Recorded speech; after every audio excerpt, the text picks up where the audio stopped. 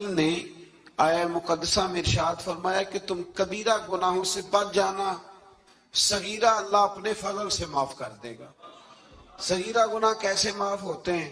नबी करीम अलैहिस्सलाम ने फरमाया तुम फर्द नमाज के बाद ना 33 बार सुभान अल्लाह पढ़ो, 33 बार अल्हम्दुलिल्लाह और 34 बार अल्लाह अकबर पढ़ो। या रसूलल्लाह क्या मिलेगा? फरमाया तुम्हारे गुनाह अगर समुंदर की झाग के बराबर भी हुए तो अल्लाह अपने फजल से माफ फरमा दे। और फरमाया नमाज तस्बीह जिंदगी में एक दफा पढ़ लेना, अगर तुम्हारे गुनाह समुंदर की झाग के बराबर हुए तो अल्लाह माफ फरमा दे। बहुत सारे ऐसे वज़ाइफ, बहुत सारे ऐसे आमाल, लेकिन उनसे सगीरा गुनाह माफ होते हैं, कबीरा गुनाह उनसे मुआफ नहीं होते। थोड़ा सा आगे चलेंगे तो अल्लाह तबारक व तआला ने हुक्म दिया है कि अल्लाह की इबादत करो, लेकिन फकत इबादत करके अपने आप को मुतमईन न करो, बल्कि उसके साथ हुकूक भी अदा करो। वअबुदुल्लाह वला तुशरिकू बिही शैया, अल्लाह की इबादत करो और उसके साथ किसी को शरीक ना ठहराओ। और उससे आगे भी बढ़ो, वबिल वालिदैन एहसाना, अपने वालिदैन के साथ एहसान करो। यहाँ मुफस्सिरीन ने बयान किया कि ये नहीं कहा गया कि वालिदैन पर एहसान करो, वालिदैन के साथ एहसान करो, उनके साथ अच्छा रवैया अख्तियार करो। हजरत काजी साहब रहमतुल्लाह ने यहाँ एक जुमला लिखा है, बड़ा ही दिल करता है मेरा कि वो जुमला कह दूं।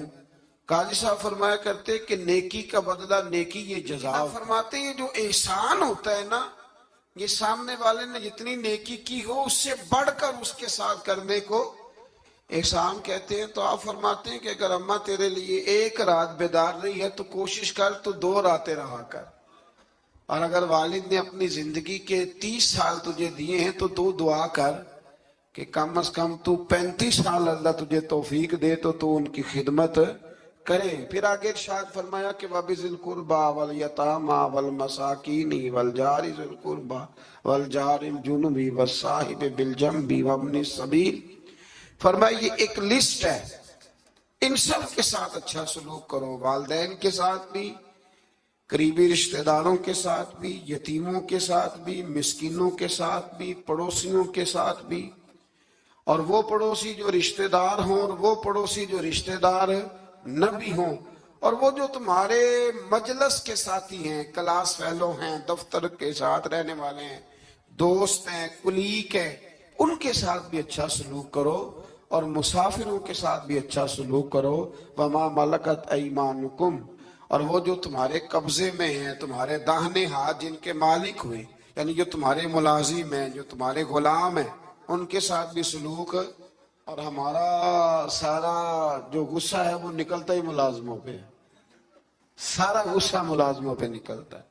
खुदा न करे कोई ऐसा वक्त आए, वरना लोग क्या करते हैं कि जो गुस्सा किसी और का होता है वो भी जाने किस उम्र में जाएगी ये आदत मेरी, रूठना उससे तो गैरों से उलझते फिरना।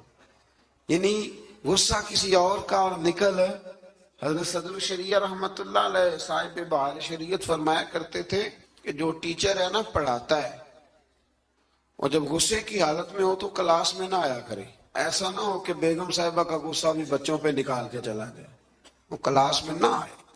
वो जब अपने मिजाज को मोतदिल पाए तो फिर वो क्लास में आए।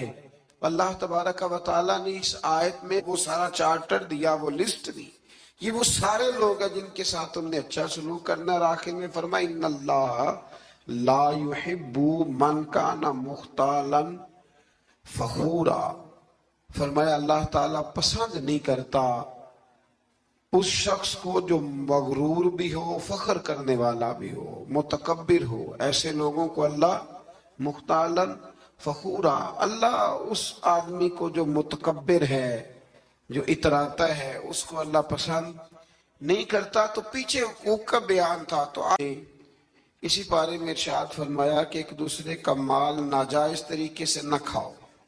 हाँ, तजारत करो बाहमी रजामंदी के साथ, एक दूसरे के साथ लेन देन करो तो अच्छे तरीके से करो, नाजायज तरीके से किसी का माल न खाओ। اس کی تفسیر میں ایک حدیث ہے مسند امام احمد بن حنبل میں، نبی کریم صلی اللہ علیہ وسلم نے فرمایا کہ جس شخص نے ناجائز طریقے سے مال کمایا ہے نا، یہ اسی کا تھا، اسی کا نصیب تھا، جس نے کما لیا اسی کا تھا۔ لیکن حضور فرمانے لگے اس نے جلدی کی ہے، اگر یہ تھوڑا انتظار کرتا تو اللہ یہی مال اسے جائز طریقے سے عطا فرما دیتا۔ اس نے جلد بازی کا مظاہرہ کیا ہے، غلط طریقہ اختیار کیا اس کو حاصل کرنے کا، اس نے اچھا نہیں کیا۔ تو ناجائز طریقے سے مال، آپ اندازہ فرما لیں کہ دنیا میں کتنے ایسے لوگ ہیں، کتنے کہ جو کہتے ہیں کہ ہم زندہ بھی دوسروں کے مال پہ ہیں، ہمارے پاس جو بنیادی رقم ہے تجارت کرنے کے لیے وہ بھی لوگوں کی ہے۔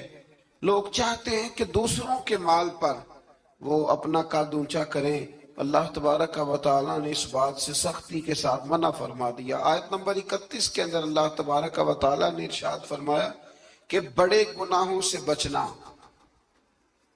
کبیرہ گناہوں سے بچنا، جو چھوٹے گناہ ہوں گے وہ تو اللہ اپنے فضل سے معاف فرما دے گا، لیکن تم کبیرہ گناہوں سے بچنا۔ کبیرہ گناہ کون سے ہیں؟ قتل سے بچنا، بہتان ترازی سے، پاک باز لوگوں پر بہتان لگانا کبیرہ گناہ،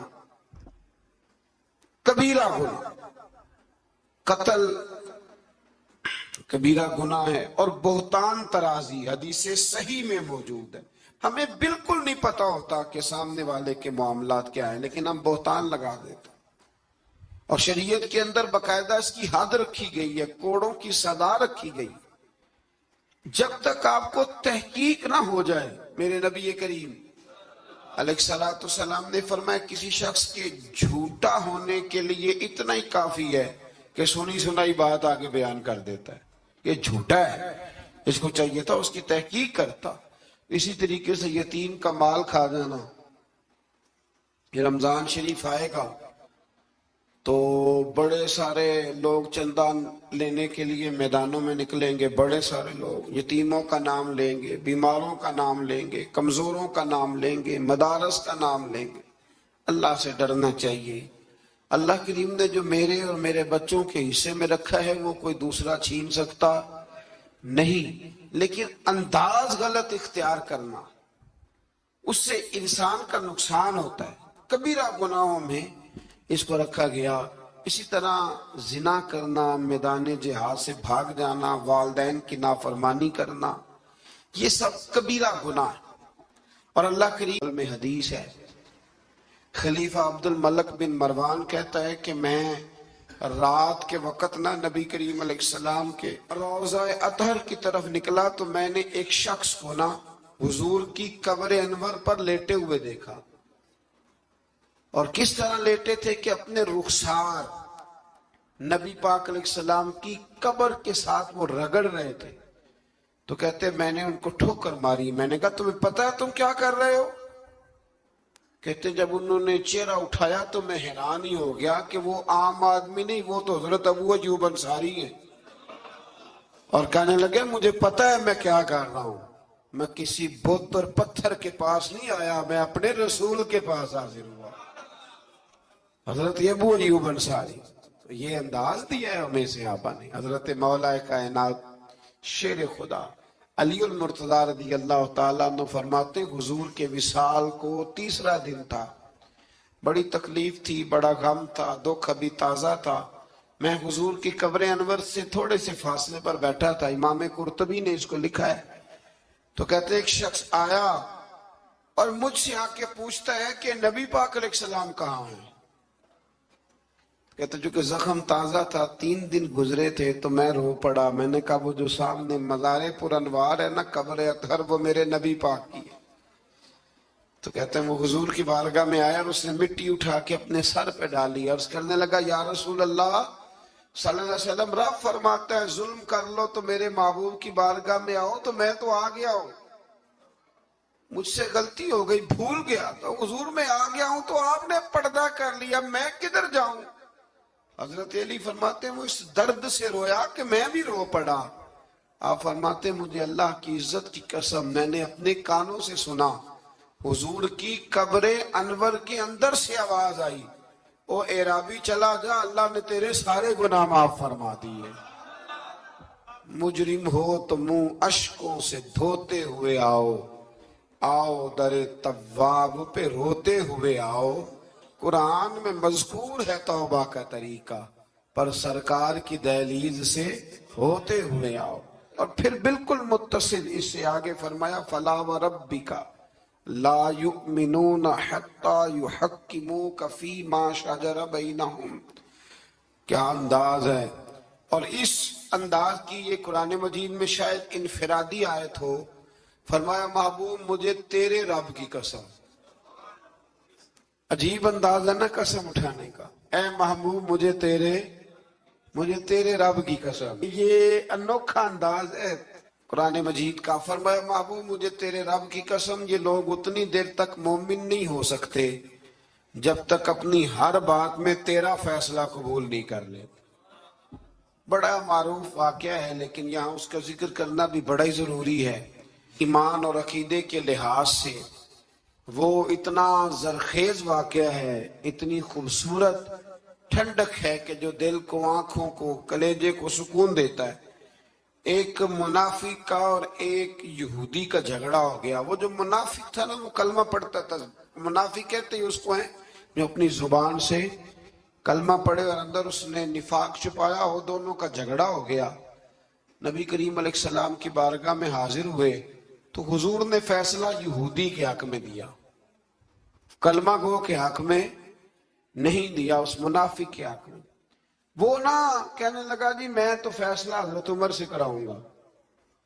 وہ حضرت عمر فاروق کے پاس گئے اور جا کر کے کہا کہ یہ ہمارا معاملہ تو فیصلہ کر دے۔ جناب عمر بات سننے لگے تھے کہ وہ یہودی بولا، کہنے لگا عمر ایک بات کا لحاظ کر لینا کہ نبی کریم کی بارگاہ میں یہ بات پہلے سے طے ہو چکی ہے اور حضور نے میرے حق میں فیصلہ دے دیا ہے، پر یہ کلمہ پڑھ کے کہتا ہے کہ میں نے عمر سے فیصلہ کرانا ہے، میں معاذ اللہ حضور کے فیصلے کو نہیں مانتا۔ جناب عمر فرمانے لگے بیٹھو پھر میں ابھی آیا۔ حضرت عمر اندر تشریف لے گئے اور تلوار لائے، اور تلوار اٹھاتے ہی اس منافق کی گردن اتار دی۔ فرمایا جو میرے نبی کا فیصلہ نہ مانے، عمر کی تلوار اس کا فیصلہ کر دیا کرتی ہے۔ شور ہو گیا جیسے آج لوگ شور کرتے ہیں، کلمہ گو کو ایسے کہہ دیا، کلمہ گو کو یہ، وہاں بھی شور ہو گیا کہ کلمہ گو مار دیا جی عمر نے، کلمہ پڑھنے والا مار دیا، کلمہ پڑھنے والا مار دیا، مسلمان مار دیا، وہ تو کلمہ پڑھتا تھا۔ جب بہت شور ہوا تو اللہ تعالیٰ نے قرآن مجید کی یہ آیت نازل فرمائی۔ فرمایا محبوب کون سا کلمہ اور کون سا اس کا ایمان؟ ایمان تو تب مکمل ہوگا جب تیرے فیصلے قبول کریں گے۔ کلمہ پڑھنے سے تھوڑی ایمان مکمل ہوگا جب تک تیرا فیصلہ ہی قبول نہیں کرتے۔ تو جس کا رب ہی ایمان قبول نہ کرے، لوگوں کو کیا ضرورت ہے شور کرنے کی کہ بڑا ایمان والا ہے؟ اللہ ہی جس کا ایمان قبول نہ کرے۔ تو میرے عزیز دوستو، اللہ تبارک و تعالی آخر میں فرمایا کہ تکبر کرنے والے اللہ کو پسند۔ اس کا مطلب ہے حقوق وہ بندہ عطا نہیں کرتا جو متکبر ہوتا ہے۔ جس میں عاجزی ہوتی ہے نا، وہ ماں باپ کے حق میں بھی اچھا ہوتا ہے، وہ رشتہ داروں کے حق میں بھی، مسکینوں کے حق میں بھی، کلاس فیلوں کے حق میں بھی۔ یہ اللہ کریم نے بیان کر دیا۔ فرمایا جو متکبر ہوتا ہے وہ کسی کے حق میں بھی اچھا نہیں ہے۔ آخر میں تکبر کا ذکر کرنے کا معنی یہ ہے کہ وہ بندہ اگر عاجزی والا ہو تو پھر وہ سارے حقوق صحیح طور پر ادا کر لے گا۔ تھوڑا سا آگے بڑھ کے اسی پارے میں اللہ تبارک و تعالیٰ نے بخل کی، کنجوسی کی مذمت فرمائی۔ فرمایا کچھ لوگ ایسے ہیں جو بخل کرتے ہیں اور دوسروں کو بھی بخل کرنے کا حکم دیتے ہیں، اور جو اللہ نے انہیں اپنے فضل سے دیا اس کو چھپاتے ہیں۔ یہ آیت نمبر 37 ہے۔ آپ کو بہت سارے لوگ معاشرے میں ایسے ملیں گے جو آپ کو مشورہ دیں گے، چھوڑو یار، یہ ان لوگوں کا تو کام ہے چندے جمع کرنا، یہ تو کام ہے ان لوگوں کا، یہ آ جاتے ہیں ویلفیئر سوسائٹی والے، یہ آ جاتے ہیں سڑک بنانے والے، اسکول والے، یہ لوگ آ جاتے ہیں۔ تو یہ مشورہ دیا جاتا ہے، خود بھی بخل کرتے ہیں اور لوگوں کو بھی بخل کا مشورہ دیتے ہیں۔ یاد رکھیں اللہ تبارک و تعالی جب آپ کو آپ کی ضروریات سے زیادہ دیتا ہے نا اس کا مطلب ہے کہ پھر اللہ نے آپ کو کسی کے لیے بانٹنے کے لیے دیا ہے. جب اللہ تبارک و تعالیٰ نے دیا ہے تو پھر اللہ کے دیے سے اس کی راہ میں خرچ کرنا یہ انسان کو نفع دیتا ہے، یہ اس کا فائدہ کرتا ہے. میرے نبی پاک علیہ السلام نے فرمایا جب صبح ہوتی ہے نا تو 2 فرشتے زمین پر اترتے ہیں. ایک فرشتہ یہ کہتا ہے کہ اے اللہ سخی کو زیادہ عطا فرما، اور دوسرا کہتا ہے اللہ جو بخیل ہے نا، کنجوس ہے، ہونے کے باوجود خرچ نہیں کرتا، اللہ اسے روک لے، اسے عطا نہ فرما. دونوں فرشتے یہ کہتے ہیں اور حضور فرمانے لگے جو سخی ہے وہ اللہ کے بھی قریب ہے، لوگوں کے بھی قریب ہے اور جنت کے بھی قریب ہے، اور جو کنجوس ہے وہ بندوں سے بھی دور ہے، معاذ اللہ اللہ سے بھی دور ہے اور جنت سے بھی دور ہے. تو کوشش کریں جو اللہ نے دیا ہے اس میں سے اللہ کے راستے میں خرچ کیا جائے. انہی آیات مقدسہ میں پھر امانتیں ادا کرنے کا بھی حکم ہے. آگے چل کے پھر حسد کی ممانعت بھی فرمائی گئی. پھر ان لوگوں کو سمجھایا گیا کہ جو بلا وجہ لوگوں کو حاکموں تک لے جاتے ہیں، یعنی بلا وجہ کے مقدمات، بلا وجہ یہ جو ہمارے مالدار لوگ ہوتے ہیں انہوں نے تو ایک پکا وکیل رکھا ہوتا ہے مقدمے کرنے کے، اس پہ بھی کر دو، اس پہ بھی کر دو، اس پہ بھی کر دو، الجھائے رکھتے. اور بغیر کسی سبب کے بعض لوگوں کی یہ عادت ہوتی ہے لوگوں کو تنگ کرنا، نوٹس بھیجتے رہنا. اللہ کریم نے ان آیات کے اندر منع فرمایا. 5ویں پارے کی سورہ نساء کی آیت نمبر 64 فرمایا وما ارسلنا من رسول الا لیطاع باذن اللہ. فرمایا ہم نے جو رسول بھی دنیا میں بھیجے اس لیے بھیجے کہ ان کی اطاعت کی جائے، ان کی فرما برداری کی جائے.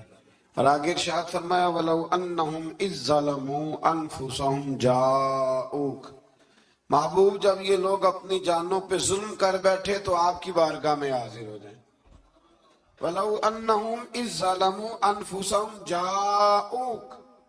محبوب جب یہ اپنی جانوں پہ ظلم کریں تو آپ کی بارگاہ میں حاضر ہو جائیں. ظلم سے مراد جب گناہ کر بیٹھے پھر کیا کریں؟ فاستغفر اللہ، اللہ سے معافی مانگیں. واستغفر لهم الرسول، اور رسول بھی ان کی سفارش کر دیں. لوجد اللہ توابا رحیما، تو یہ ضرور اللہ کو توبہ قبول کرنے والا اور رحم کرنے والا پائیں گے.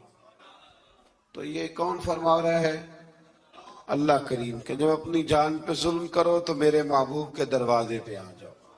مجرم ہو تو منہ اشکوں سے دھوتے ہوئے آؤ، آؤ در تواب پہ روتے ہوئے آؤ. قرآن میں موجود ہے توبہ کا طریقہ، سرکار کی دہلیز سے ہوتے ہوئے آؤ. اب کچھ لوگ یہاں اپنی مرضی کی تشریح بھی کرتے ہیں، کچھ لوگوں کا مزاج بن جاتا ہے. وہ کہتے ہیں جی پہلے تو کہنے لگے کہ اس آیہ مبارکہ کے مفاہیم ہی کچھ اور ہیں، پھر جب امت نے زیادہ بیان کیا تو کہنے لگے یہ حضور کی حیات ظاہرہ تک تھی. تو میں نے کہا یہ کہاں لکھا ہوا ہے؟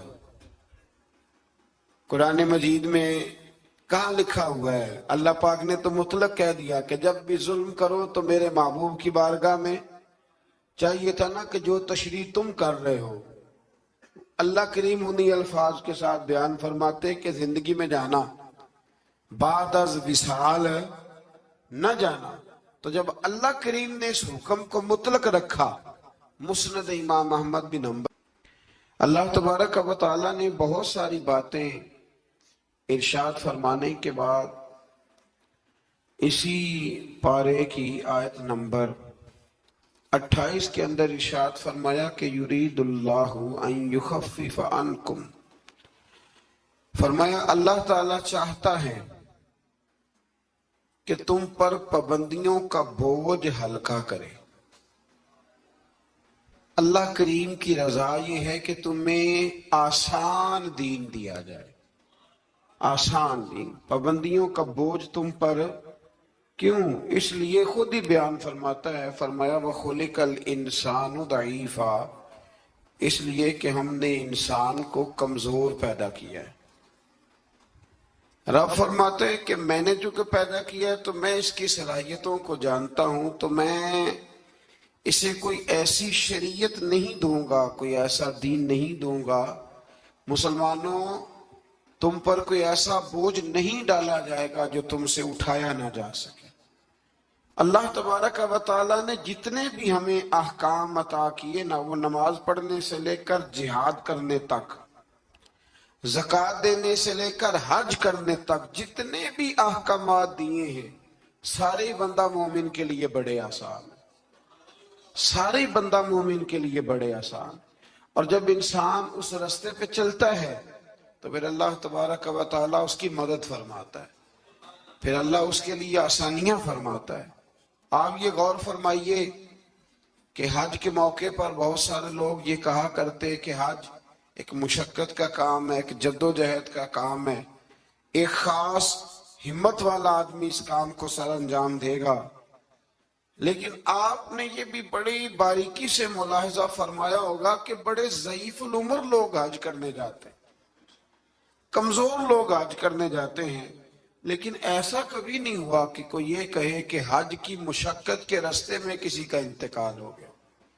وہ جب بلاتا ہے تو پھر مدد بھی بڑی ہی فرماتا ہے، پھر کرم بھی بڑا ہی فرماتا ہے۔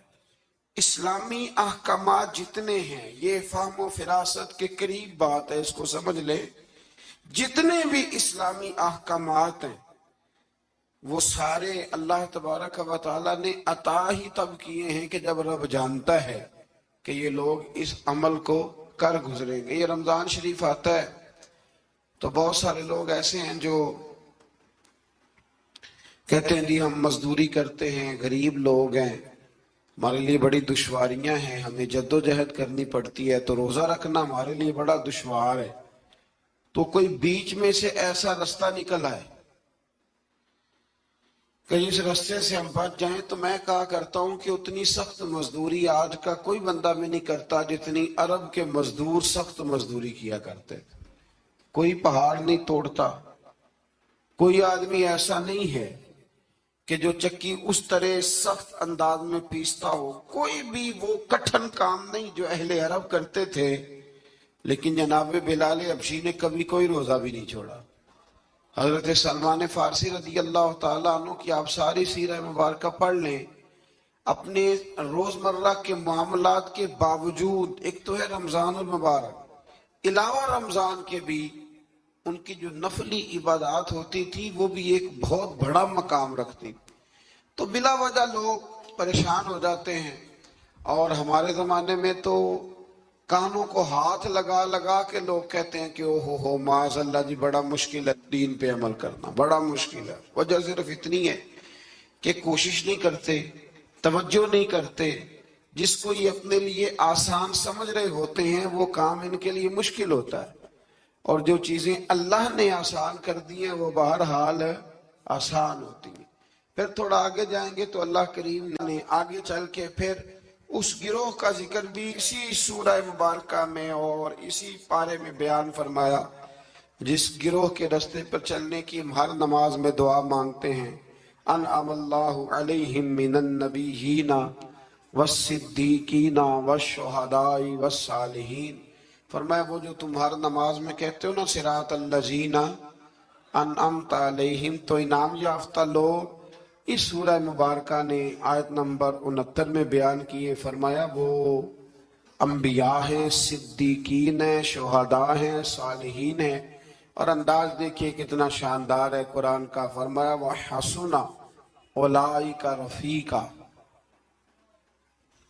فرمایا یہ کتنے اچھے ساتھی ہیں، وَحَسُنَ کتنے حسین دوست ہیں، ان سے دوستی کرو، ان سے دوستی، یہ بڑے حسین لوگ ہیں، بڑے حسین انبیاء، صدیقین، شہداء اور صالحین۔ تو اللہ تبارک و تعالیٰ نے پھر طاغوت کے راستے پر چلنے سے منع فرمایا اور اپنے راستے پر چلنے کا حکم دیا۔ ایک آیہ کریمہ اور پڑھتا ہوں اور بات کو سمیٹتے ہیں۔ اسی قرآن مجید کی سورہ نساء میں اسی پارے میں آیت نمبر 82 میں اللہ کریم نے قرآن کی، اسلام کی اور دین کی ایک اور صداقت کو بیان کیا۔ فرمایا افلا یتدبرون القرآن، کیا یہ لوگ قرآن میں غور نہیں کرتے، تدبر نہیں کرتے، توجہ نہیں کرتے قرآن میں؟ فرمایا وَلَوْ كَانَ مِنْ عِنْدِ غَيْرِ اللَّهِ، اگر یہ اللہ کے علاوہ کسی اور کی طرف سے ہوتا لَوَجَدُوا فِيهِ اختلافاً کثیرا، تو یہ اس میں بڑا سخت اختلاف پاتے، یہ اس میں پاتے کہ بہت ساری جگہوں پہ متضاد باتیں ہیں، کہیں کچھ کہا جا رہا ہے اور کہیں کچھ کہا جا رہا ہے۔ قرآن مجید ایک دم نہیں آیا، جو کتاب ایک دم لکھی جاتی ہے نا اس میں اختلاف نہیں ہوتا، 23 سالوں میں آیا ہے۔ لیکن جو بات پہلے دن بیان ہو رہی تھی غار حرا میں، آخری دن حجت الوداع میں بھی وہی بات بیان ہو رہی ہے، تو سمجھ لیں کہ جب 23 سالوں کے اندر ایک جملے کا، ایک فکرے کا تضاد قرآن میں نہیں آیا تو پھر یہ کسی غیر کا کلام نہیں، یہ اللہ ہی کا کلام ہے۔ تو قرآن مجید میں الحمد سے لے کر والناس تک کسی بات میں کوئی تضاد نہیں۔ آج بھی کئی کتابیں بڑے بڑے زبردست لوگ لکھتے ہیں، بڑے بڑے اچھے ادیب لکھتے ہیں، بڑے بہترین صاف ستھرے قلم والے لوگ جن کو شستہ لکھنا آتا ہے، صاف ستھرا لکھتے ہیں، شعر و شاعری سے ان کا اچھا شغف ہوتا ہے، لیکن ان کے نظریے کی کئی دفعہ سمجھ نہیں آتی، پہلے صفحے میں کچھ اور کہہ رہے ہوتے ہیں، بیچ میں جا کے وہ لفظوں کا ہیر پھیر تو ٹھیک ہوتا ہے لیکن جملوں کی کوئی ترتیب نہیں ہوتی۔ بڑے بڑے عمدہ لوگ آپ کو ملیں گے کہ ان کی باتوں میں تضاد ہوتا ہے، گفتگو کے اندر بہت ساری چیزیں آپ کو ایسی مل جاتی ہیں، کیونکہ کمزور ہے نا، انسان ہے، انسان کبھی کچھ کہتا ہے اور کبھی کچھ کہتا ہے۔ اس لیے انسان کی اور رب کریم کی تخلیق اور گفتگو میں بڑا فرق ہے۔ حضرت حکیم الامت مفتی احمد یار خان صاحب نعیمی رحمت اللہ علیہ نے یہاں ایک بات بڑی شاندار بیان فرمائی۔ آپ فرماتے ہیں کہ انسان نے ٹرین تو بنا لی ہے پر کوئی انسان چیونٹی نہیں بنا سکا۔ ٹرین بڑی ہوتی ہے نا، بلکہ بہت بڑی ہوتی ہے، اور چیونٹی اس کے مقابلے میں چھوٹی ہوتی ہے۔ تو فرماتے ہیں کہ ٹرین بنا لی ہے پر آج تک کوئی بندہ چیونٹی، فرمانے لگے بڑے بڑے اس نے بلب بنا لیے، لائٹیں بنا لی، بڑا کچھ کر لیا، پر جگنو بنا سکا؟ جگنو بڑا چھوٹا ہوتا ہے، تو اس نے بڑا کچھ بنا لیا ہے پر جگنو نہیں بنا سکا۔ تو سمجھ میں یہ بات آتی ہے، شعور میں یہ بات بیٹھتی ہے کہ اللہ کی تخلیق صرف اللہ ہی کی ہے۔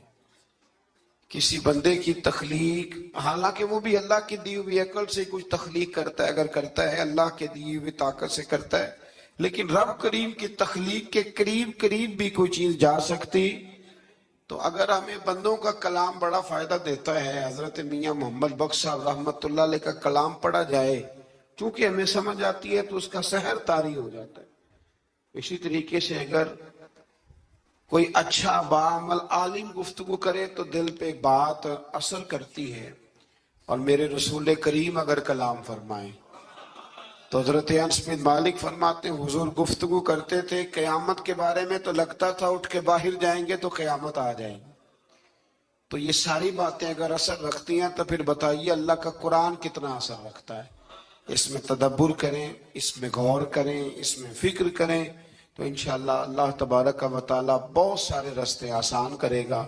اللہ سمجھنے کی توفیق عطا فرمائے۔ آخر دعوانا